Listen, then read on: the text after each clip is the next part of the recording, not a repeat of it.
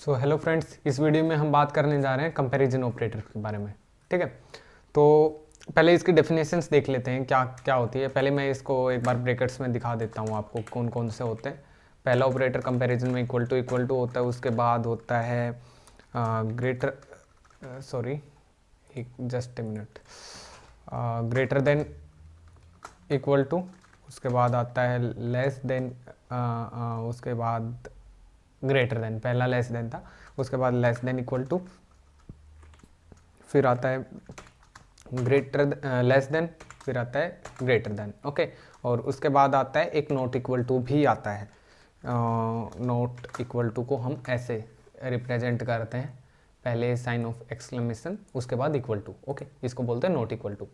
Okay, तो इसको देख लेते हैं कि एक पहले इसकी डेफिनेशन देख लेते हैं। वैसे डेफिनेशन आपको नोट्स में मिल जाएगी। तो comparison operators, these operators compares any two values and tells that the condition is true और false.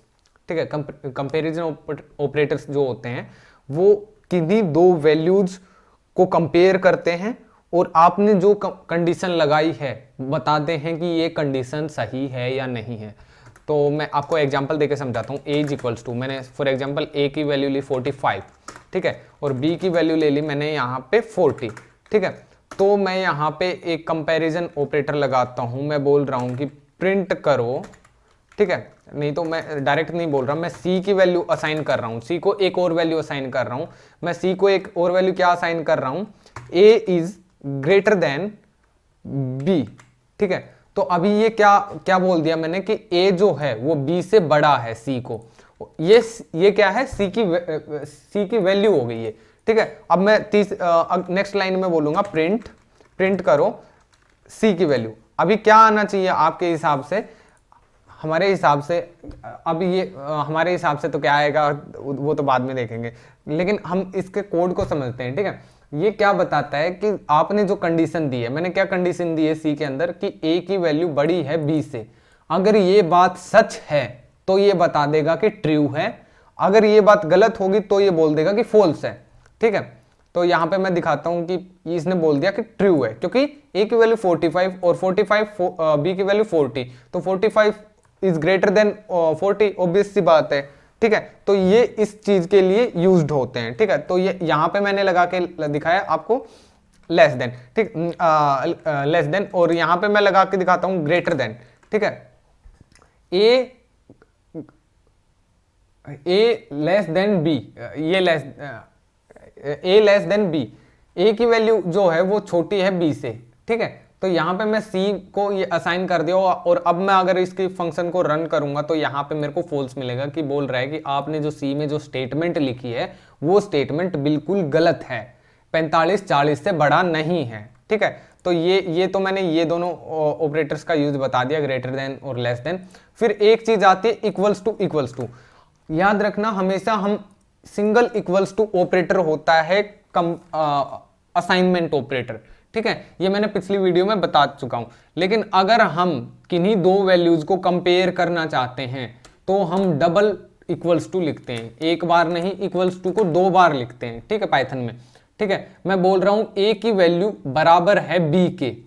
Single equals to assign करने के लिए किसी मतलब वेरिएबल को कोई वैल्यू असाइन करने के लिए यूज होता है सिंगल ऑपरेटर, लेकिन डबल ऑपरेटर वो जो होता है ना, वो कंपैरिजन ऑपरेटर होता है, वो किन्हीं दो वैल्यूज को कंपेयर करने के लिए यूज होता है। तो यहां पे मैंने क्या लिखा, ए की वैल्यू है वो इक्वल्स टू मतलब इक्वल है, ए की वैल्यू बी के इक्वल है। ठीक है, और मैंने बोल दिया सी को प्रिंट करो। तो अभी ऑब्वियस सी बात है फॉल्स क्यों रिटर्न करेगा, क्योंकि ए 45 है बी 40 है। ठीक है, तो दोनों वैल्यूज इक्वल नहीं है, तो ये फॉल्स प्रिंट कर रहा है। अगर मैं इसकी वैल्यू भी 45 कर दूं और इसको रन करूं तो यहां पे ट्रू दिखा देगा ये। ठीक है, क्योंकि 40 ए की वैल्यू भी 45 है, बी की वैल्यू भी 45 है, और दोनों की वैल्यू बराबर है, तो ये हमें बता रहा है कि आपने जो कंडीशन दी है that is absolutely right, true. Okay, फिर अभी हमारे पास आता है ग्रेटर देन इक्वल टू। ठीक है, इसमें क्या होता है, sorry less than equal to है, greater than equal to, sorry. ठीक है, ग्रेटर देन इक्वल टू, इसमें क्या हो रहा है कि ए इज ग्रेटर देन और इक्वल्स टू बी।